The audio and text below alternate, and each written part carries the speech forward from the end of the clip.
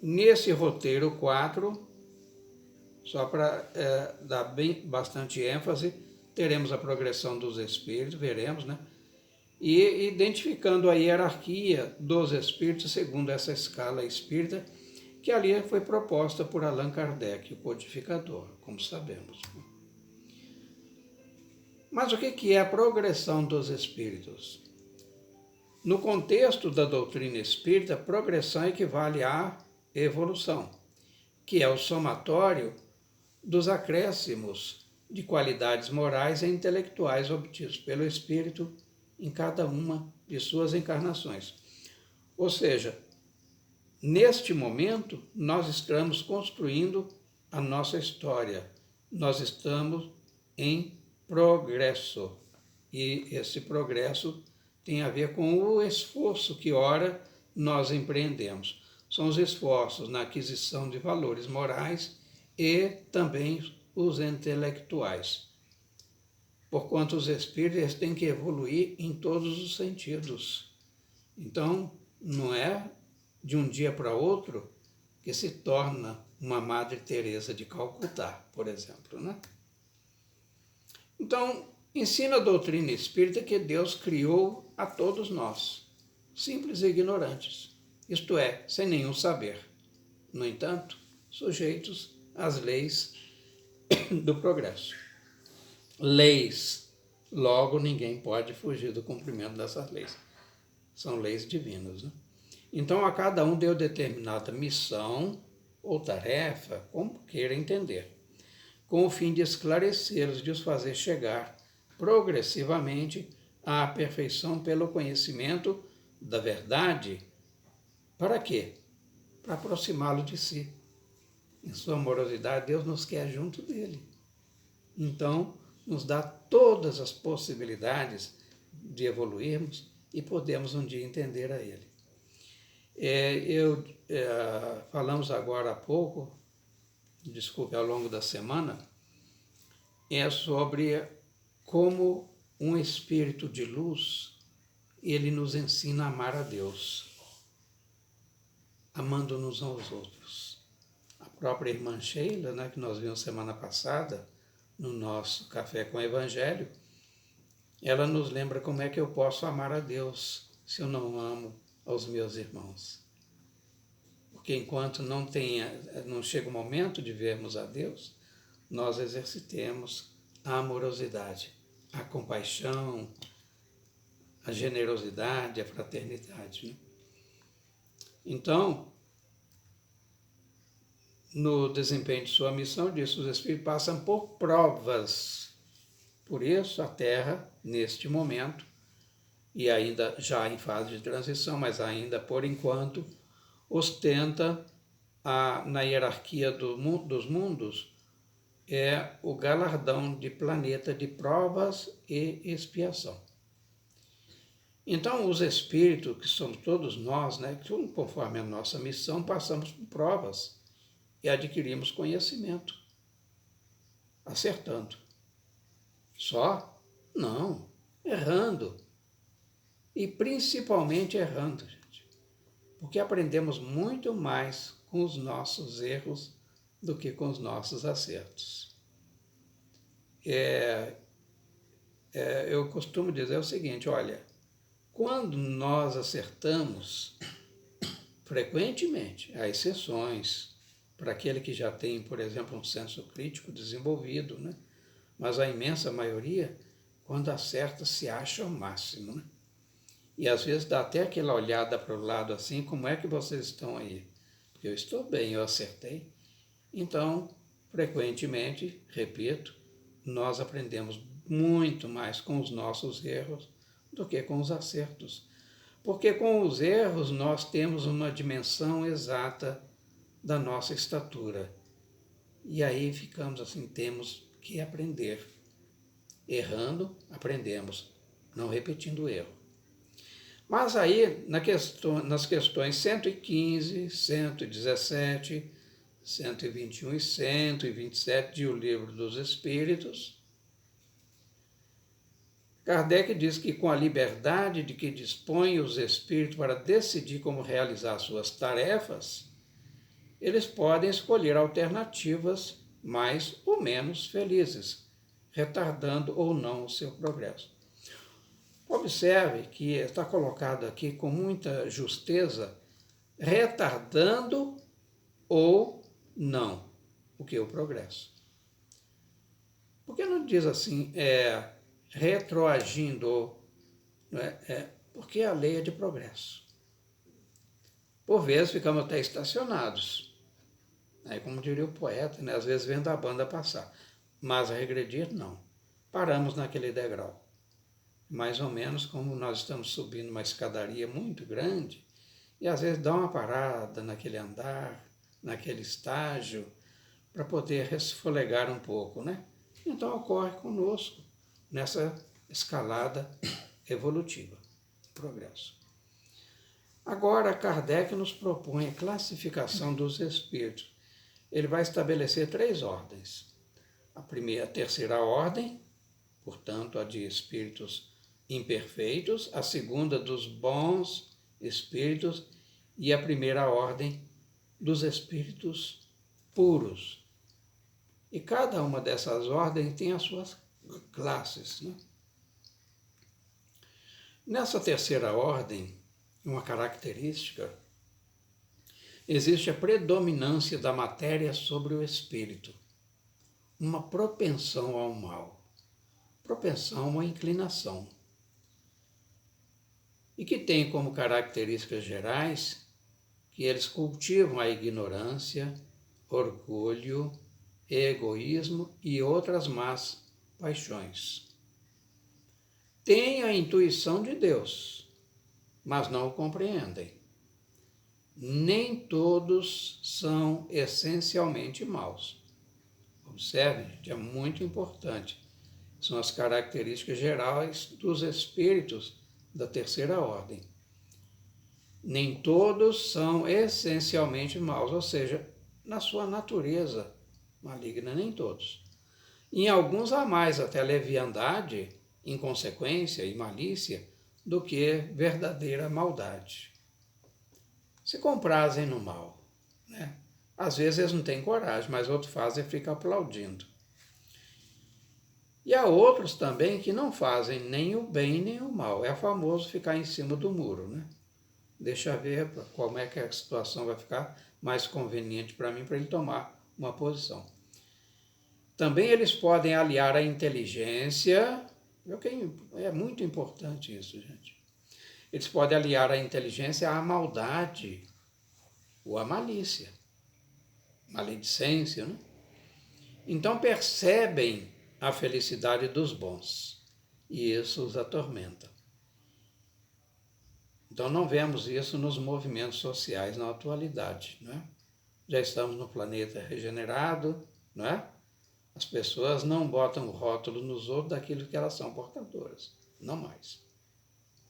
É verdade? Claro que não, né? Então ainda estamos convivendo com muitos, né? Se nós mesmos não estivermos entre eles incluídos, que são os da terceira ordem. Mas e nas classes de espíritos?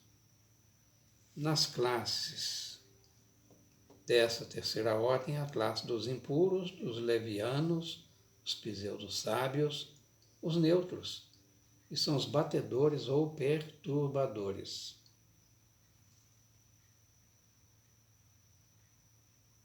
Então, os espíritos impuros eles são inclinados ao mal, de que fazem o objeto de suas preocupações. Assim eles pensam, o que eu vou fazer de mal hoje? Como é que eu vou fazer um ganho fácil, tirar vantagem, com pouco ou nenhum esforço de preferência? Então é a preocupação deles, são objeto de suas preocupações. Só os do lado de cá, não. O Kardec fala de espíritos, logo também os tem do outro lado. Então eles, como espíritos encarnados, dão conselhos pérfidos, sopram a discórdia, a desconfiança e se mascaram em todas as maneiras para poder melhor enganar. Ligam-se aos homens de caráter bastante fraco para cederem às suas sugestões, a fim de induzi-los à perdição, satisfeito com conseguirem retardar-lhes o adiantamento, fazendo-os sucumbir nas provas porque passam. Mais ou menos como alguém fala assim, olha, cuidado com fulano, ele joga praga e essa praga pega. Hein? O que é a praga, né? É o desejo de que você não prospere, que não avance, que fique igual a ele. Por quê? Fala assim, olha, se você estiver igual a mim, você estará sujeito à minha vontade e eu poderei liderá-lo. Então, eles insuflam, às vezes, a vaidade, que a vaidade é um entrave à nossa evolução, né? E sob a vaidade, muitos há que são fascinados. Eles ficam subordinados àquela vontade, aquele bajulador clássico, né? Então, alguns povos, em relação a esses espíritos, os arvorarem divindades maléficas, e outros os designaram pelos nomes de demônios, maus gênios ou ainda espíritos do mal. Então, falando na 10ª classe, que são os espíritos impuros. E a 9ª classe? Espíritos levianos. São ignorantes, maliciosos, zombeteiros, metem-se em tudo e respondem a tudo. Falam assim, olha, se você quiser saber quem é fulano, pergunte a ele, ele vai dizer tudo. Ele sabe tudo. Muitas vezes as pessoas falam, nossa, mas você sabe tudo. Eu falei, não faça isso não. A pior forma de você impedir, de você retardar a evolução de alguém, é dizer que sabe tudo, sabemos nada. À medida que nós conquistamos o saber e juntamos isso à bondade, nós nos tornamos sábios. Mas isso leva milênios, né? Pois bem. Então, os espíritos levianos, né, que são da 9ª classe, eles gostam de causar pequenos desgostos e ligeiras alegrias, de intrigar, de induzir maldosamente em erro por meio de mistificações e de espertezas. E a esta classe pertencem os espíritos vulgarmente chamados de duendes, trasgos, gnomos, diabretes, pequenos diabos, né? E a 8ª classe? A 8ª classe é composta de espíritos pseudo-sábios. De certa forma, às vezes se confunde com os demais, né? Então, eles dispõem de conhecimentos bastante amplos, porém creem saber mais do que realmente sabem. Então, eles alcançaram a Lua e falam assim, agora já posso ter as estrelas. É mais ou menos por aí assim. Porque eles, tendo realizado alguns progressos sobre diversos pontos de vista, a linguagem deles aparenta um cunho de seriedade, aparenta, e de natureza a iludir, com respeito às suas capacidades e às luzes de que sejam portadores. A 7ª classe são os espíritos neutros. Mas como é que são os espíritos neutros? Eles não são bastante bons para fazerem o bem, nem bastante maus para fazerem o mal. É como se tem uma das características daqueles de lá, fala assim, olha, estou em cima do muro. Mas eles não têm maldade bastante para fazer o mal. Porém, às vezes se comprazem. Então eles pendem tanto para um como para o outro lado e não ultrapassam a condição comum da humanidade. Observem. A condição comum, quer dizer, na média. Então, quer no que concerne a moral ou aquilo que toca a inteligência. Eu diria que hoje há muitas mais pessoas inteligentes do que na minha meninice. Então, eles agora estão se estranhando, porque faltam os valores morais, né? As virtudes. Desenvolveram, ou melhor, eles não é que desenvolveram, eles conquistaram isso ao longo do tempo e ao renascerem já vieram com esse apanágio, que é a inteligência, muitas vezes até rutilante, mas desvestidos de virtudes, então usurpam tudo e a todos que se lhes esteja ao alcance.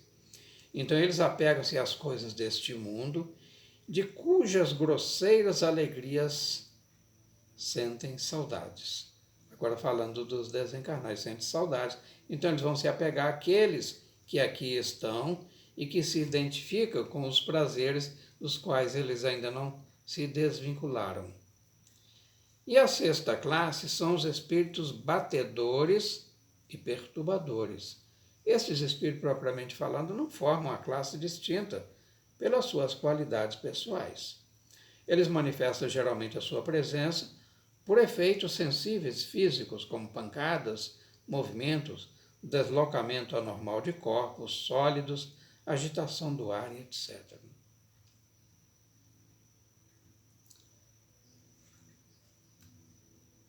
Agora falando da segunda ordem, que são os bons espíritos. Quais são as características? Suas qualidades e poderes para fazer o bem dependem do seu grau de adiantamento.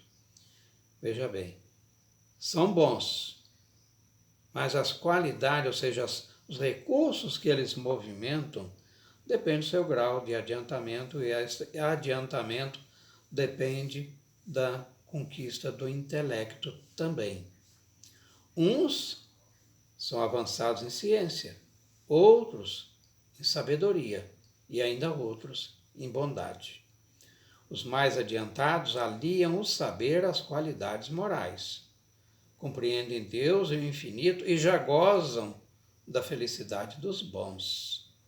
São felizes pelo bem que fizeram e pelo mal que impedem. Portanto, olha só que interessante. Se não há fala do Evangelho, que nós prestaremos contas não só das boas ações que fizemos, mas também do mal que nós, tendo condições, nós não impedimos. Então, são felizes pelo bem que fizeram, isso da segunda ordem, né? Lembrando. E pelo mal que impedem. Não experimentam ódio, rancor, inveja ou ciúme e fazem o bem pelo meio. Bem, aqui nós estamos recapitulando nessas características, não para nós julgarmos aos outros, para rotularmos aos outros. Olha, fulano, pela natureza, pelo comportamento, pela forma como ele fala, se conduz, ele é da ordem tal e é da classe tal. Não, não é por aí. É para que nós, principalmente, nos entendamos, porque frequentemente nós estaremos numa ou mais dessas chamadas classes, com uma ou mais dessas características. Então, quais são as classes desses espíritos da segunda ordem? São espíritos benévolos, né, primeira classe, segunda, espíritos de ciência, terceira, espírito de sabedoria e quarta, espíritos superiores. Então vamos lá. Na quarta classe, os espíritos benévolos. A bondade é neles a qualidade dominante. Apraz-lhe prestar serviço aos homens e protegê-los. Maravilha, né? Então, limitados, porém, são os seus conhecimentos. Acabamos de ressaltar uma dessas características, né? Eles têm progredido mais no sentido moral do que no sentido intelectual. Então, ainda bem, segundo os estudiosos, mas os espíritos superiores nos lembram que é muito mais fácil nós adiantarmos, evoluirmos intelectualmente, ou seja, a inteligência, do que em moralidade. Então, mas há espíritos que têm essa bondade com uma característica predominante, então eles têm os seus conhecimentos limitados, ou seja, o intelecto deles ainda é muito pequenininho. Entretanto, já tem a bondade como pano de fundo, né? Então eles vão progredindo mais no sentido moral do que no sentido intelectual, falando dos espíritos benévolos, ou seja, vocacionados para o bem. E tem dos espíritos sábios. Os espíritos sábios, Eles distinguem-se pela amplitude de seus conhecimentos. Preocupam-se com as questões morais mais do que com as questões morais do que com as questões de natureza científica, para as quais, desculpe, é o contrário, né? Preocupam-se menos com as questões morais e mais com as científicas, para as quais eles têm uma aptidão já bem ampla.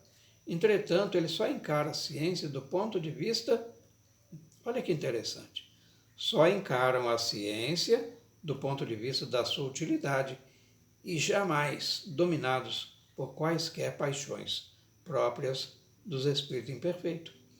Então eles conquistaram a ciência, vivem para a ciência, mas aplicam este conhecimento científico de que são portadores no sentido de ampliar as facilidades ou minorar, diminuir os efeitos nefastos que acometem a muitas coletividades humanas. E os espíritos de sabedoria? E as qualidades morais da ordem mais elevada são os que os caracterizam. Sem possuírem ilimitados conhecimentos, eles são dotados de uma capacidade intelectual que lhes faculta juízo reto sobre os homens e sobre as coisas. Então, estes espíritos já se alijaram das escamas que os impedem de ter um juízo reto sobre a utilidade das coisas e sobre a natureza humana.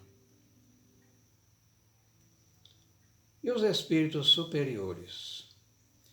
Esses em si reúnem a ciência, a sabedoria e a bondade. Estão juntas as três, né? Então, da linguagem que empregam, eles se exalam sempre a benevolência. É uma linguagem invariavelmente digna, elevada e muitas vezes sublime. Se vocês quiserem, como a título de estudo, tem um capítulo no Evangelho, não, no Livro dos Médiuns, que trata das dissertações espíritas. Então ali a gente começa a identificar alguns pontos do nível ou da ordem ou classe a que pertence um determinado espírito. Há espíritos que são extremamente prolixos. Eles falam demais, para não dizer quase nada. Os espíritos desta ordem, desta classe, eles falam pouco e dizem muito no pouco que falam. Então a sua superioridade os torna mais aptos do que os outros a nos darem as noções exatas sobre as coisas do mundo incorpóreo, isto é, o mundo dos espíritos, dentro dos limites do que é permitido ao homem saber. Quando fala homem, se refere à humanidade, em espírito encarnado, né? Porém, eles se afastam daqueles a quem só a curiosidade impele. São pessoas que são movidas pela curiosidade. Então, eles se afastam. E quando, por exceção, outra característica, quando, por exceção, porque não é uma regra, eles encarnam na Terra, é para cumprir missão de progresso. E então, nos oferecem o tipo da perfeição a que a humanidade pode aspirar neste mundo. Perfeição compatível com o grau de evolução da média dos habitantes da nossa casa planetária. E, finalmente, vem a primeira ordem, a dos espíritos puros. É uma classe só, classe única, né? Eu depois de ler tudo isso assim, eu falo assim, eu não sou nem classe média, nem baixa, estou um pouquinho lá. Mas aí os espíritos superiores, melhor dizendo, espíritos puros, eles têm como característica a superioridade intelectual e moral com relação aos espíritos das outras ordens. Não têm que sofrer mais provas nem expiações e não estão mais sujeitos à reencarnação. Não estão mais sujeitos, eles podem até reencarnar como missionário, mas isso é por opção. Até lá, entretanto, vão reencarnar com o objetivo de evoluir. Então eles gozam de inalterável felicidade e realizam a vida eterna no seio de Deus. São os mensageiros, ministros de Deus, cujas ordens executam para a manutenção da harmonia universal. Comandam todos os espíritos que lhes são inferiores. Já perceberam como é que se cumprem as leis de Deus? Tem os executores desse código divino. Deus não precisa individualmente estar tomando conta de cada um. Ele tem os seus prepostos. Aqui nós temos, então, os espíritos puros que fazem. Ou delegam, né? Por delegação de competência também. E agora, já encerrando o módulo, nós vamos propor àqueles que assim quiserem ampliar esse entendimento, a ver no Livro dos Espíritos, capítulos 7, 8 e 9, na parte terceira do Livro dos Espíritos. Leiam, procurem fazer um resumo, né? Isso tudo a título de exercício, lembro sempre, até para fixar esses conhecimentos e ampliar o seu entendimento, dado que adiante eles serão a base desse processo de crescimento enquanto estudiosos do Espiritismo. Então, vou deixando aqui